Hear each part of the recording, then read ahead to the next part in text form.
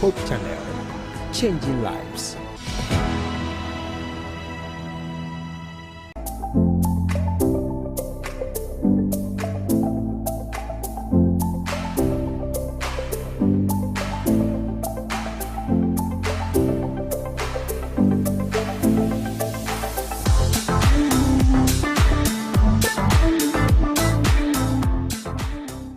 Welcome to another exciting episode of Real Talk here at the studios of Hope TV Ghana.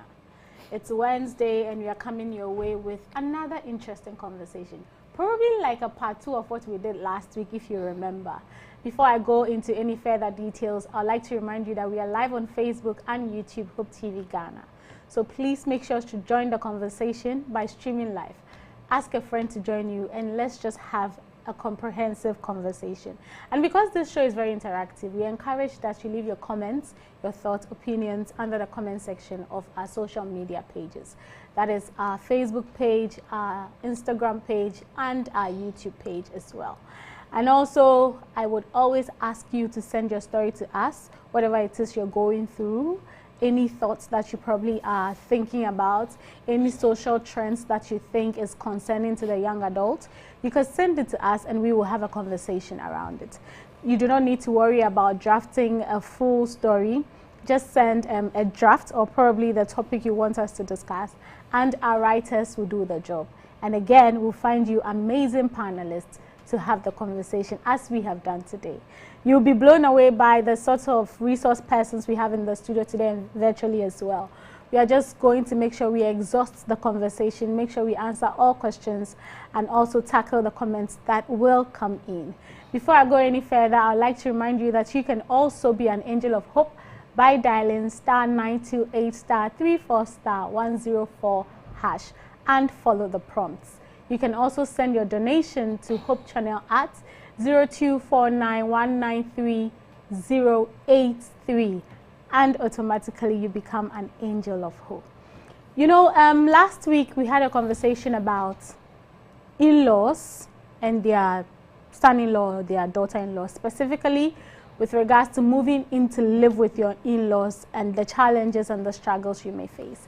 And today we have a story that is quite similar or probably in line. It has to do with in-laws and they're coming into your home. The challenges, how to solve them, especially when your husband, who is supposed to be the one to manage them, is not doing so. We will go into the story, but before then, let me go ahead and introduce my panelists to you. I have 2 joining me in the studio and 2 joining me virtually. I'll start with my studio panelist. I have with me, my immediate left is Ajeman Ransford Treme, all the way from Sunyani. I heard you were in Accra, you decided to be in the studio, yes, so we are very grateful that you could make it. How are you doing? Ransford? I'm fine. The family? I'm fine. By God's grace. How are you finding Accra? I'm coping. You're coping? It's a new environment. It is. Accra is hot. Yeah. Thank you for coming. You're welcome. Okay, so joining me again in the studio is Deaconess Helena Apia Kubi. You know, she is a counselor and I think she concentrates on marriage and family life. And with today's topic, I think we have the best person to have the conversation with.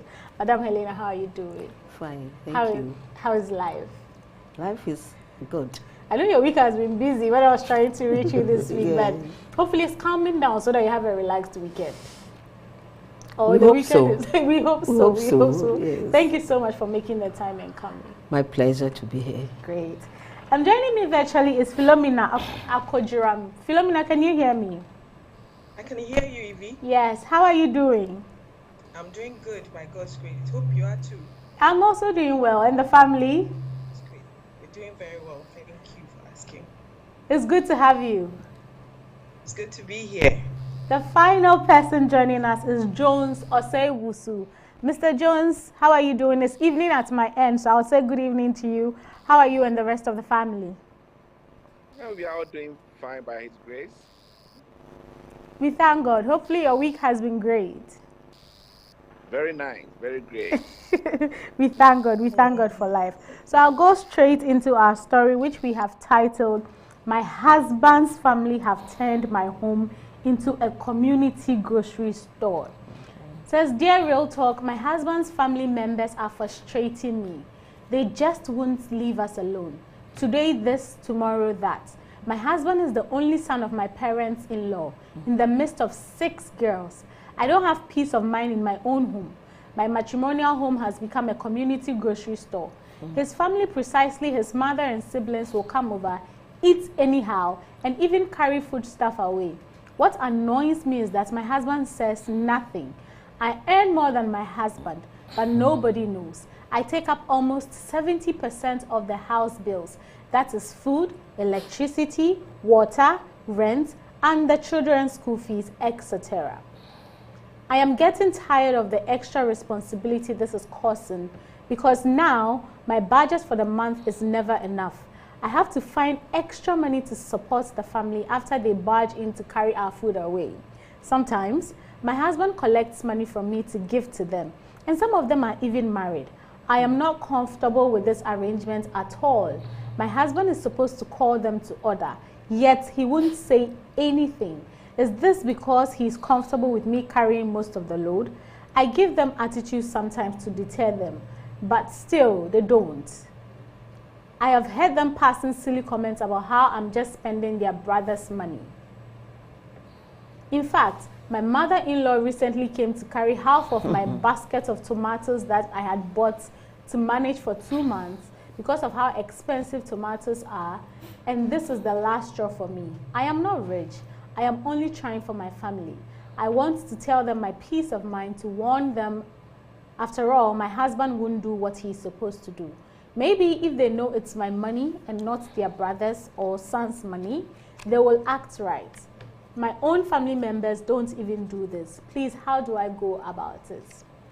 This is her story. I specifically felt her frustration when she mentioned the tomatoes, because now when you go to the market, a bucket of tomatoes is so expensive. Imagine buying for 2 months and your mother-in-law come and take half. So now you have to spend it for a month, looking for money for the next month.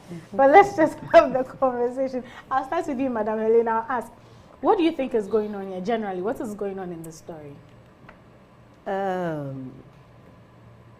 The story here is about family principles and practices that are going on in this particular family. Right. And I want to believe that in every family, they have their way of life. They've couched a kind of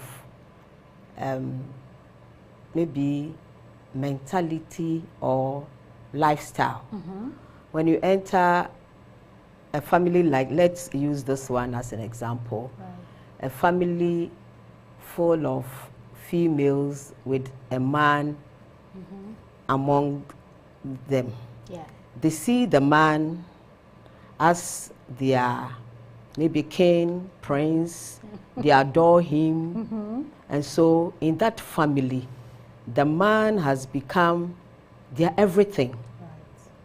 So the issue here is not about a bad situation or a good situation, but we must ask ourselves, what kind of family, what principles are they having? What practices have they engaged in over a period of time? And for that, one thing I want to believe is that the lady must be aware of the practice of the family that she's entering. Definitely, she will see something during the dating or courtship period. When she gets into the house, she should see something. Some signs should be there for her to know how they adore the gentleman. So if she got a wind of it, what did she do about it? Especially during pre-marital counseling. Because these are some of the issues that we need to tackle during pre-marital. What kind of family are you entering? What are the principles in that family? What are their theories that they have couched from themselves in that family? Are you comfortable with it? If you are not comfortable with it, from the onset, let's talk about it. So this is how I say it. It's about family style, family principles, family theories that they have couched for themselves. Right. Before I move to Ransford, I would want you to speak on boundaries with family members, you know, especially after marriage. What are some of the laid down rules? Or should it be an open concept where anybody can come into your home? We are one family after all. Yes. And come and eat your food and all that. Or you think before then, let them know that you are welcome, but there are certain things that you can't do? I think it is all about conversation. You cannot say that I'm going to ban my family members from coming to my house. Neither can you say that you are banning your husband's people for this part of our world. We marry into families. Yeah. You can't do away with family. Yeah. So if you set boundaries and there is an emergency, there's a situation, and you need the husband's people, you have set the boundary. How do you break the boundary? Right. You've already made them strangers or whatever. They won't come to you. Yeah. Fine. They will be there. They will be watching you. And they know that definitely there will be a situation you will need them. So you cannot strictly ban them, but there should be a conversation. And that conversation should be between you and your husband. Okay. How are you going to deal with our families? It's a discussion. So everything that is within a family must be a discussion. There must be a communication. Yeah. And when we are able to talk about it in the initial stages of the relationship, in the marriage, how do we want our home to be? We discuss it. We don't allow things to go haywire, then we throw our hands in the air, or we start putting in measures. You become a hypocrite. Sure. So from the onset, the two of you as a couple must have a conversation and know how you run your home. Right, right. Thank you so much. Ransford, I'll come to you. Obviously, I'll take your general take on the story. But for you specifically, I would ask, I don't know if this is a sense of entitlement on the man's family's part, but clearly, as Madam Helena said, it practices. I mean, before he got married, we could go into his home and take whatever we want. Yeah. Now that he's married, we don't know why we should stop. But what is your opinion on that? Do you think, and why do you think some in-laws feel the need to let you know that this is our brother's money and we can do whatever we want to do? And my issue more is with the 6 girls. You guys are also women as well. And some of you are married. I don't think they would love it if their in-laws come and do that. But generally, your take on the story and then your sense of the entitlement that is going on here. All right. Thank you for the opportunity. Before I speak, I would want to say hi to my mother and my father, Mr. and Mrs. Ajiman in Sunyani Fiapre. And all the lovely people doing the listening and then the watching out there. Reading through the story, I saw a very beautiful family that is being pounced by a bigger family.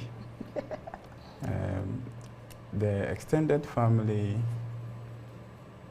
is overstretching their bounds. That is what I see.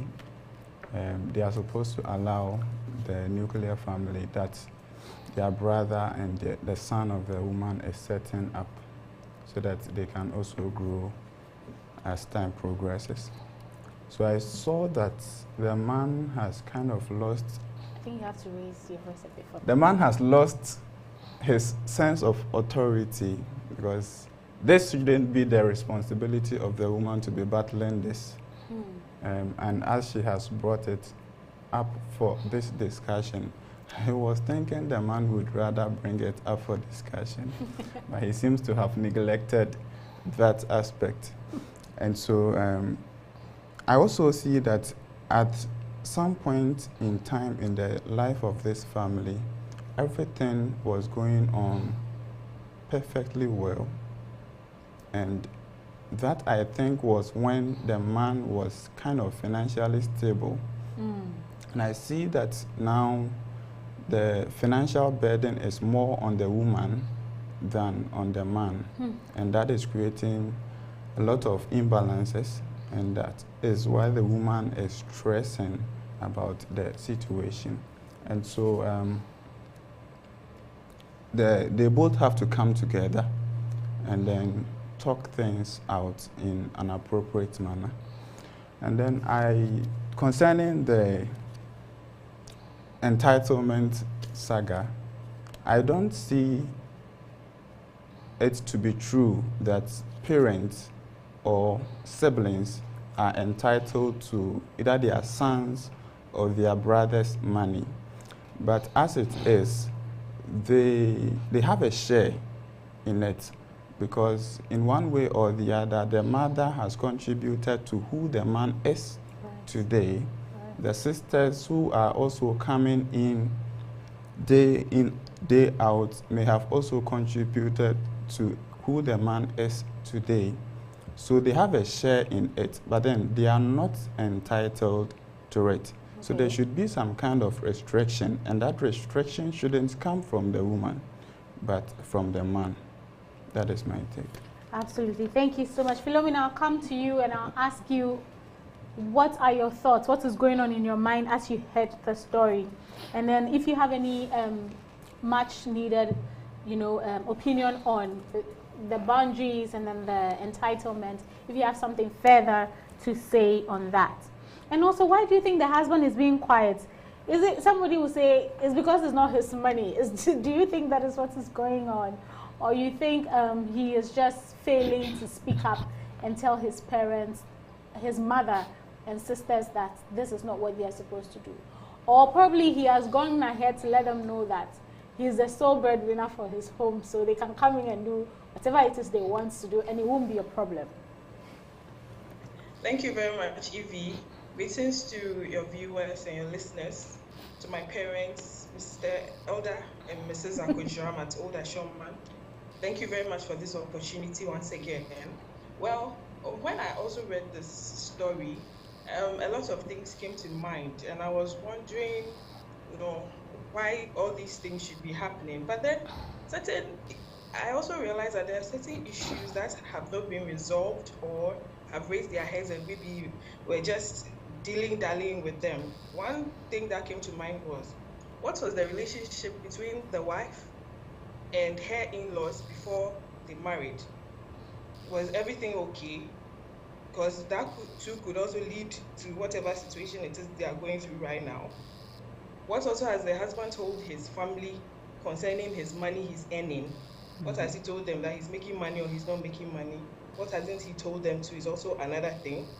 To what extent the husband's sisters cater for him? That could also be another really serious point, because maybe they did some things for him that were really, really, really, important or crucial. That is why they feel that at this time, now that maybe they think he's made it, we have a say in, or we have a share in whatever it is he has, or we can go and come however it is we like. That is also one thing that should be taken into consideration. And also the husband, is he fulfilling his obligations to his family? Is he protecting them? Is he leading? Is he providing? Because the leadership here, if he were really leading as he should lead, this thing I'm thinking should not come up. And is he providing for them? You see, as the other panelist was saying, maybe because now the lady feels her money is going, that's why she's talking about it. Maybe it wasn't like that. So how is the husband handling that one too? So all these are parts. So with the sisters feeling they're entitled, I'm thinking from my point of view, maybe they did something or they did things that were very, very crucial and very important. So they think that now that he's made it and he's okay as they think he is, then we are entitled to everything. So we can do what we like, go and come as we like, take whatever it is we like. That is it. Right. Thank you so much for that, Philomena. I'll come to you, Mr. Jones. Obviously, I would ask you to speak on what is going on in your mind right now. But for you specifically, just by the fact that you're a man, I would ask you about what you think of this man being comfortable and allowing his wife to carry 70% of their bill, and also not checking his family or putting them in order when they come in and then take things.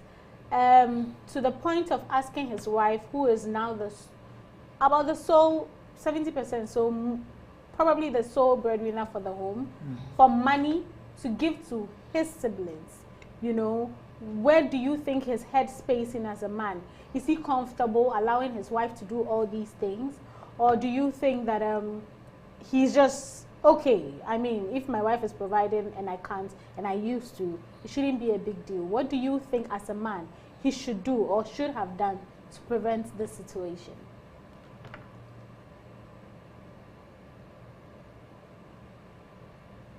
Hello? Mr. Jones, can you hear me? I don't think I can hear him. So I will just come to you, madam, and then I'll throw that same question at you. Mr. Jones, can you hear me? I can hear you. Can Great. you hear me? Yes, I can. Okay. Yeah. So what I was trying to say is, I don't think the husband feels so comfortable as the wife asserts. She thinks she's doing what he can by supporting his external family. This matter is very, very delicate and must be dealt with carefulness, because look at the background of our cultures, mostly in Africa. The man comes from a family, now he's married, but still belongs to that family. He thinks he's trying to satisfy his obligation, especially to his mother. So, talking about feeling comfortable, he's not trying to deprive the matrimonial home to serve the external home, but he thinks, according to culture, he is doing what he's supposed to do. But these problems emanate from certain circumstances. One is lack of communication. From the script, I could realize that even the wife is not communicating with the husband regarding the pain that she is going through. Yeah. She's only feeling the pain, expecting that the husband will realize what is going on and then take the matter upon himself to resolve it with her mother and sister. But it's not forthcoming. We also see that the man is not communicating with his mother or sisters. And also, there's disrespectfulness going on between the external family and the wife. These are the issues which are pertaining in this family and then bringing problem for the wife. It could be resolved. I think as we go along the lines, we will see how the husband can step in and then resolve this problem. Right. Thank you. Let me come back to Madam Helena. Why is the man quiet? Why is he not calling his family to order? Oh, you guys, when you come in, why is he quiet, and why is he pretending as if everything is okay? You know, I just want to understand some of the reasons why a man would just be quiet and allow his family to just be going through, his family both nuclear and extended. Thank you. You're asking a question and you want to know the male side of the story, Yeah. and you're asking me, but let me try and say something. Yeah. You know, our men, let me say that here in our culture, we see our men to be that the boss, that superiority, that egoistic tendencies in men. Why should I go and let them know that my wife is the breadwinner? So let me hide behind whatever my wife is doing and assume that position as being the one providing for. But I think the man is doing more harm to the relationship, to the marriage, than thinking that he wants to gain some favor with his Family. the family, Yeah. the extended family. Now is the extended family. Yeah. Whatever they are demanding, I must say that they are not entitled to. But morally, the man, or even as the woman, whatever we do for our parents or our siblings, we do it out of morality. Morally, my mother or my parents, they took care of me. So it is just right to reciprocate their goodwill. Yes. So at the end of the month, let me go and give my mother something. Let me go and give my sister or my siblings something. They are not entitled. Right. It is not his responsibility solely to give them everything that they need just because they took him to school or at a point in time he found himself in a tight position and they helped. Right. But as human beings, the man has conscience. Every human being has conscience that if somebody does good thing to you, you need to at least show your appreciation. That's true. But this man that we are talking about, only son, how was he raised? Maybe he was the mother's favorite, pampered. Yeah. He didn't see that hardship in life. He cannot even take decision. He was left just there being passive. He hasn't got that well without to face problems and to solve problems. And that is the challenging situation the lady finds herself. But I will come back to how did the marriage start? You see, some of our prayer counseling sessions that we go through, you go and they will tell you, a woman submit, you don't have to talk, you don't have to do such a thing. But there are issues, serious issues that we need to talk about. And I will still go back to the family structure, the family system, the type of family you are marrying into. When you were introduced into the family, what did you see that you did not like? What did you see that you want to make right of it before you embark on that situation? Can you bring it up for discussion? Do we even have a financial plan, resource plan? What are you bringing on board when we get married? This is my financial situation. This is how much I can bring on board. Yeah. This is how much you can also bring on board. Let's have our map. If we need to budget, can we budget for this family? Yeah. Because I see your situation.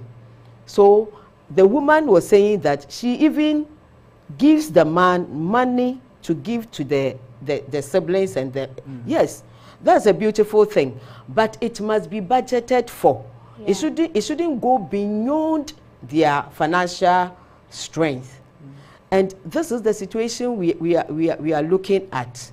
The man, if he has left the family, as the Bible says, Genesis 2:24, leave. You live with everything that holds dear to you. You leave it and you come and cling with your wife. Think with her, reason with her, plan with her. Don't assume. You see, sometimes the women do certain things trying to protect the marriage. The men should let the family members understand that this is my strength. But let me tell you, all these things, if my wife does not support me, I cannot do this for you.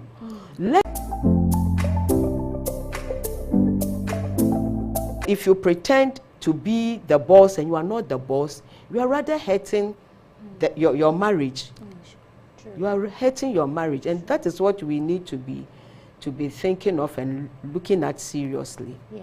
So you agree with me that it was good I asked you the question? I mean, with all this knowledge, we wouldn't have known. Thank you so much. You have to go for a quick break.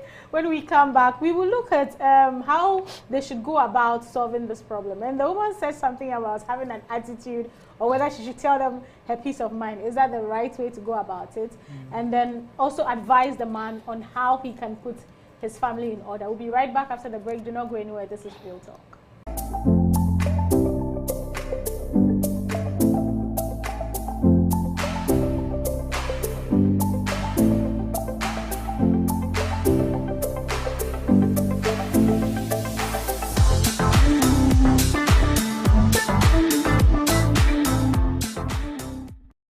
Takwafwe asemdabo Hope Channel Ghana yeba mabubu anu pair yani West Central Ghana Conference of Ezi kuta sabusume ne deto so aduonu nwotwe afimpinu ne aduonu mienseya yeba chunchum ne yonyankopon waye bre a Hope Channel everyday won enuma fashe no nyum to kwa ya to yensa afa won ye Takwa Central kwa Amazing Grace Church kwa Etuabo Church kwa Akon Church kwa eni ahudro pi so penina wati dwam na wodi dwumedi ababa eye so for God's hold akosi ajeman na wati na ye nidi nkwa Hope Channel yes sa ababo Hope Channel ye ma endaso Channel Ghana in partnership with the West Central Ghana Conference is inviting you to the all-white family prayer conference at the Goldfields Junior Staff Clubhouse, Akon Takwa, on Saturday, 29th July 2023. I will be there with some other powerful and great men of God. Come and experience this overwhelming, heartfelt worship. Kai said, Womua and Ama Hope Channel, Actua Swa Dijumedie Sronko, Abesi Sa and Pempensui, and to wo ba, Fabibi Shawa Bosuomu, and as a Fabibi Shawu Botomua. Ode babe boa Hope Channel eye dwumedie ahodoa ye die no kai se dwumedie e baso eye memeneda 29th of July 2023. Hope Channel Ghana, 5 years of changing and impacting lives. Nobody can say no.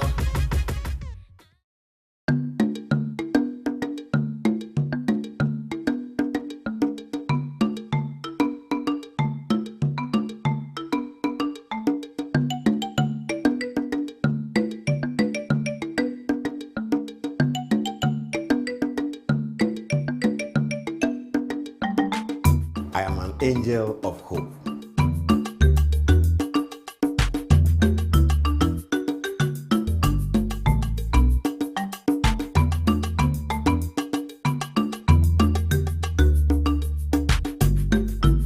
I'm an angel of hope.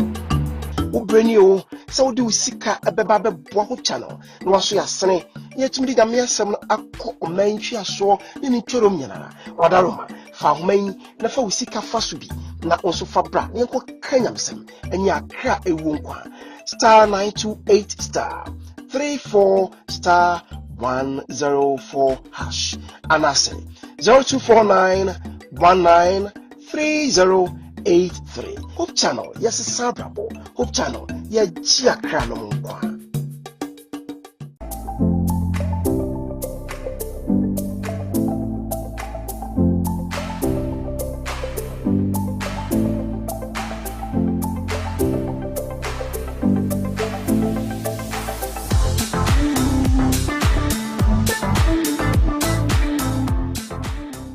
We are still in the studios of Hope TV Ghana, coming your way with Real Talk. My name is Evie, and I have been doing this with Madam Helena Apia Kubi, Ransford Shreme, Philomena Akojiram, and Jose Oseiwusu. If you just joined us, you've missed quite a bit, but we'll still make sure that you get some pointers at the end of the conversation. We are still discussing this family that has turned their daughter-in-law's home or their son's home into a community grocery store. So they walk in and pick whatever they want, they eat whatever they want to eat. So probably they think it's a restaurant or something. And the wife is fed up and she's asking how she should go about it. And in her opinion, her husband is doing nothing about it. And that brings me to my next question for Ransford. How can this man go about handling his family? You know, how would he do it so that his mother will not feel slighted or his sister will not feel offended? Because we have to be careful. I think it was Jones who said, this is very dicey. Sure. If you don't handle it well, Mama will be upset. And you know when Mama is upset, the whole house, there's nothing we can do. And then the siblings too. Now family meeting, everybody is not happy. And we need them. So how can this man go about handling the issue so that no one feels slighted? Okay. So I think I'll go back a little. I had this thought that, you see, the woman made a comment that she takes 70% of the bills. Yes. Has that been the situation from the inception of the marriage? I'm sure it's no. Yeah. So I believe at a point when the marriage began, the man was financially capable. Yeah. And the family, the extended family, felt that because their brother, because her son is working and is self-sufficient, then they should come and parasite, if I should borrow that word, parasite him. And that has been the culture. The woman saw that this is going to create problems. But because they weren't parasiting her, but rather him, she thought it's not a problem. Okay. So I perceive that as it stands, the man may have lost his job or his income may have gone substantially down. That is why the burden has turned to the woman. And now she's feeling the heat. So my issue was the woman should have raised such concerns when the man was taking most of the bills at the inception of the marriage. Now that the burden is on her, it has become a real problem for them both to handle. But still, there is a way out. Because I see the man is protecting his vulnerability beyond reasonable limits. He has to face the reality with his family, because your wife can be the breadwinner of your family, and then your extended family who perceive it is your money they are spending would come and then spend together with you in this era of life that we are living in. Yeah, so really, he has to really take a bold decision and let the relatives know that this is the situation on the ground. I am not as self-sufficient as I was previously where you used to come. Things have changed. And so please, even if you would come, limit the frequency at which you come. And when you come, be careful about, the extent to which you consume our food items, because I think that is the major problem. And how can the woman to come and take away half of a tomato that she has budgeted for the next 2 months? Right. This is unfair. Yeah. This is unfair. So it's either the man takes courage to disclose his financial situation to the relatives, or he finds a way of persuading the wife so that they come to a consensus to find a peaceful resolution of this very sensitive conflict. So he has to let the family know. And I think when they know, that perception they have that it's their brother's money they are spending would be done away with, and the woman would be relieved of the stress she's going through. Absolutely. Thank you so much.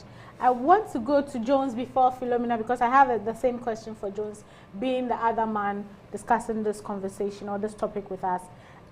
Jones, how should the man go about handling this problem with his family, should he tell them, my wife is handling 70%, and so please, when you come in, be careful? Do you think that will go well? It's sensitive. How can he sit his family down so they understand? Because sometimes they can be passive aggressive. They'll say, oh, we understand, but now they'll start being mean to the woman, acting as if she has taken their livelihood from them. She's literally removed the bread from their mouth. Family can be funny. So in your opinion, how do you think this man can go about solving this issue with his family amicably? Should he tell them that I don't have as much income as I used to, my wife is managing it? Or you think otherwise?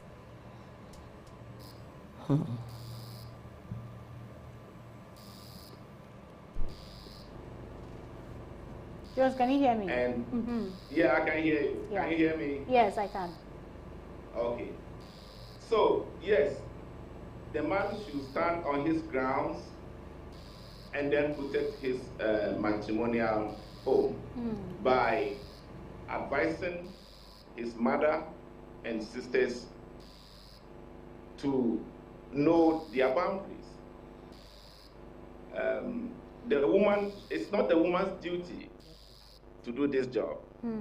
If the woman really cherishes the marriage and wants its sustenance, then she should not make any attempt to sit down or talk to the in-laws not to step in the house or something like that. No. Please, can you hear me? Yes, yes, we can hear you. Oh, good. So, it is the man's responsibility to let them know that now he is married and they should know how they approach him. She should also be careful that his mother is his mother. His sisters are his sisters.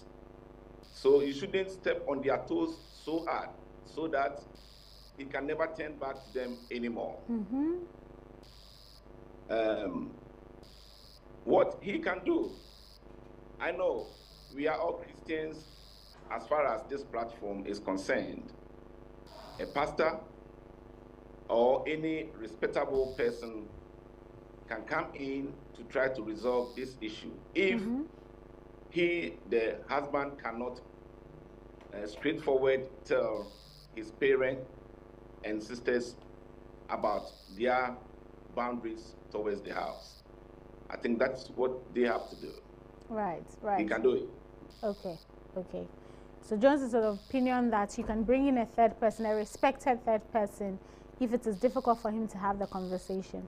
Jones went in and spoke about what the wife shouldn't do. Philomena, as a woman, putting yourself in the woman's shoes, you know, she says she doesn't have money. She's only trying for her family. And 6, I'm imagining 6 women, so plus the mother, 7, walking into your home and just eating and eating, and after they carry some away. I am looking at how Ghana is right now, and I'm looking at my home. We are just 2, and sometimes you buy the groceries, and Madam Elena, like a week, everything is gone. So imagine you budget that this is for a month, and then 7 people walking, they take eat, everything, and then they take away half. And if I am thinking you're a salaried worker or you're even doing your own work, your money is not enough to manage a household of, if we're adding her children and her husband, that's going to about 11. That is not fair. But as she said, she wants to tell them her peace of mind. You know, women, when we are frustrated, we start talking. So she wants to tell them her peace of mind and say, you know what, this food is, I brought it and all that. Do you think that's the way she should go about it? And is that even her place to do that? Oh, I don't think it's her place to do that. That is not her place at all. That is her husband's. He is supposed to do that because it's his side of the family. He will know how to go about it to handle that situation. She shouldn't put herself there at all because it will bring more issues than just this, her being frustrated with them coming to take her food. It will bring other issues because as long as she's frustrated, which means her emotions are involved, she will say it in ways that might bring other things. So yeah. she shouldn't do that. it is her husband's position. He shouldn't have even allowed it to get to this place. This shouldn't have been here. Even if at first he was able to provide and they were coming to take, so it wasn't her money, he should have still set those boundaries from the beginning. It would have stalled all these. This wouldn't have been a problem. So we know that at the end of for the month, even if we buy these things and they even come for, they are not coming for everything we have bought. Maybe they also come for something small, or we give them something small to take along. But because it has its precedence, it's something that has been going on. That is why now it's choking her, because it is her money that is involved. You get that? Yeah. So this one is not her fight to fight. I'm not even going to equip her with any sword or anything to go and fight this battle. It's her husband's fight. He must go and solve this problem, sit his mother, his siblings down, talk to them that this is our situation right now. So maybe as I was giving you for this, now we'll do it this way. Have this rather and have this. When things get better, then we are moving on. If not, and he still wants to move on like this, which means he would have to go and look for extra sources of income so that he can sustain this lifestyle he wants to live. He wants his family to enjoy from him. Then there's peace everywhere. So her money will not be going 70%. She will be keeping hers or using whatever it is that has been budgeted for the month, and then everybody's happy, everybody's fine. They can come for it and she'll be smiling. They can come for you and he'll be smiling. But Helena, we are all saying that it's not her place, it's not her place, her husband should. But the husband is not doing it. So this woman wants to know, what should I do? What should I do? Yeah. That is the big question. Yeah. I think the what should I do has brought all of us here. Right. Okay. That's great. Just as my other panelists have said, that indeed it is not the lady's place to confront the man's family because she wants to save her marriage and have a peace of mind. But wisdom, it calls for wisdom. The lady can be very wise to do some certain thing about what is going on. Okay. And is she buying a lot? Is she saving? I know that I'm talking about the foodstuffs. Is it buying in a larger quantity that they will come and have some for themselves? Okay, let me reduce the quantities. If I buy a bag of onions, now I can't buy a bag of onions. You come and meet maybe a quarter of a bag. So if you are taking something from a quarter of a bag, at least you will not carry to that much that I will feel so much hurt. Right. Okay? So she should also be wise about her spending. You think you are saving money for the house, but it's not working. Yeah. I can't confront you. So I will also plan in such a way that, yes, come and take something, but you will not take to the extent that I feel so hurt. Yeah. So she reduce it. Now you buy, they come for it, and you go and look for extra money. That is what the story is saying. Yes. You go and look for extra money. That extra money, I will not go for it. I will stay within my budget so that all of us, you want to eat from it. So all of us will come and meet what I can afford. Now let's look at the other sister. They are also married. Yeah. That is the story. They also have their families that they are taking care of. Because you are carrying it to go and make another man comfortable against your brother. it doesn't gel. It doesn't make sense. It doesn't make sense. For want of better word, Yeah. it doesn't make sense Right. that you will want your husband to be comfortable. So you go and carry your brother's groceries and everything, then you go and she will suffer. Yeah. You see, so if the man is finding it difficult, the lady should pray for wisdom. This one, it calls for wisdom.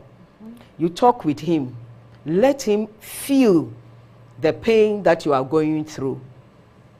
You see, and these are some of the challenges we have with our men who cannot face their family members and then put them on check.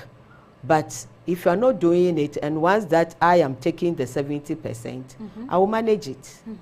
I will not go for extra money to come and feed another family. So we'll live within the budget, Yeah. strictly within the budget. Yeah. So when you come, what you will find and you will take, fine. But the woman, just as the other panelists have said, she shouldn't give them attitude. If she wants to give them attitude, she find another means of letting them know that what you are doing, I'm not happy about it. Absolutely. I'll read some comments, then I'll take our final words, then we'll go. Helena Answer says, please let them know where those food stuff are from. I think it's a deliberate decision on your husband's side to not put his mother and sisters to order. When they visit next, let them know the truth. Helena, that's not the advice that our counselor is giving us today. Okay, going forward, this one is from Grace Efriye Bonsi, who says, good evening and bless you, panelists. I just want to say that the man and his family are opportunists and cheats. They are taking advantage of the wife. Obapa Grace from Kumasi. Jan Josephine says, good evening, Evie. The husband should be decisive and bold and communicate to the mother and sisters about it. The man's family is just selfish and want to ruin his family. Okay. Isaac Owusu says, God bless you all for this discussion. Things must be taken straight to them. Things must be taken straight to the man. The man is not in his manhood stage and shouldn't have even embarked on this marriage journey. He's a coward, and from where I am sitting, he's relaxed because the money isn't from his sweat. Marriage isn't a slave trade. So this lady should sit up and close the door for those in-laws forever. She married the man, not the family, and it should be taught in the church. Okay, should be taught in the church nowadays. Beloved, most marriages are collapsing for the sake of these in-laws. Why are they not going to those sister-in-laws' marital homes to do that? The woman should act, because if she dies in pain, trust me, she's going to hell. Okay. Grace continues to say that please tell the woman not to talk. She can never erase what comes out of the mouth. They can only strategize, maybe relocate to a different place or stop buying in bulk, just as counselor has says. Okay. I can't read all. People are very upset with the man's family. I can't read all. But before you go quickly, Ransford, your final words, your final advice for this couple. All right. What I want to say is that somebody mentioned one of the things I wanted to say as my final word. You see, in our second cycle and tertiary institutions, I completed from Valley View. So there are some courses we do that we grade them as non-credit. Yeah. So I perceive, for want of these challenges that are behooving on us, we should try to incorporate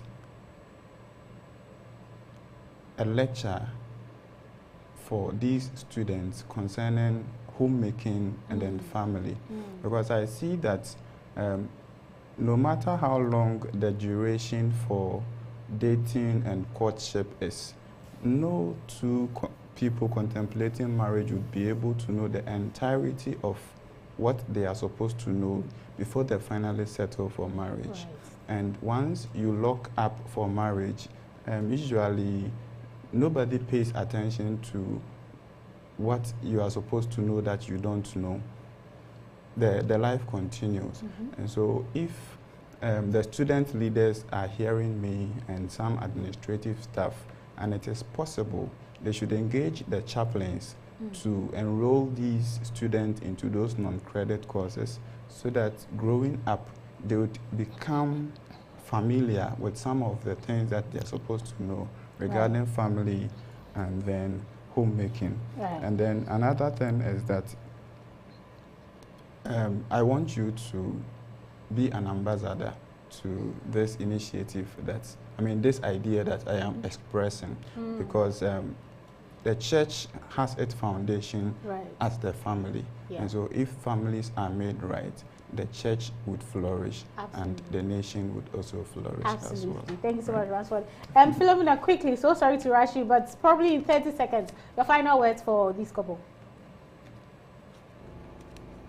The husband must set his boundaries with his family. One. Those are my final words. Absolutely, so apt. He should set his boundary. Jones, you too, very quickly, your final words. Yeah, I think it's a deliberate attempt to sabotage somebody's marriage. So the sisters, including the mother, should stay away from the matrimonial home to make them enjoy their marriage. Absolutely. Thank you so much. I'll end with you, Madam Helena. Yes. Your final words as the counselor for the show. My final word for everybody, especially the younger ones who are entering marriage, they shouldn't take family systems for granted. Because family has various dimensions. The spiritual dimension, cultural dimension, social dimensions, and legal dimensions. You should know the family very well before you enter into it. Bring up discussions, bring up issues during premarital. I am emphasizing premarital. And when we are doing it, we should do it holistically. We should not concentrate on the love, the bed matters and whatever, making the man happy. Always our concentration is on making the man happy. What about the woman? So let's embrace marriage in its entirety. And family is a fundamental structure in every relationship. So that is my final word. Thank you so much. And I couldn't have agreed more with Madam Helena. Indeed, when it comes to premarital counseling, usually we have our date set before we even think of premarital counseling. But if you could spend some months on it, and then get all the conversation out there, I'm sure it will help us. As Ransford said, we won't know our partner through and through before we end up getting married to them. But the essential topics such as the family he's coming from, health, and the young ones, we should, from my age mates, we hear these things. Oh, I'm marrying him and not his family. It's a lie. If you're in Ghana here, you're marrying his family. Unless you're going to relocate and go and live somewhere. But if you're living in Ghana here, and even I'm bold to say Africa as a whole, you're marrying into a man's family. And so if you see things you don't like, do not think that when you go into it, it's the man will relegate his family and then he will concentrate on you. Remember that these are our nuclear families until we go into marriage, then they become extended families. Exactly. So please, please, please, let's take that into concern. And to our lady who sent a story, I'm sure we have helped you. Please, please do as has been discussed here. Do not go back and forth with your in-laws. That is not even respectful. But as Madam said, if your husband is refusing to have the conversation, when they come and they see 4 tomatoes, how much can they take? How many can they take? 1, 2. That's the most they can take. And for the man, if you want your family to go the way you want it to go, please stand up and lead your family as God has asked you to do. Thank you so much for watching. We'll be back same time next week with another interesting conversation. But until then, continue to enjoy the rest of the programs on Hope TV. And finally, you can also be an angel of hope by dialing *928*34*104# and follow the prompts. You can also send your donation to Hope Channel at 0249-193-083. My name is Evie, and thank you so much for watching. Please enjoy the rest of your day.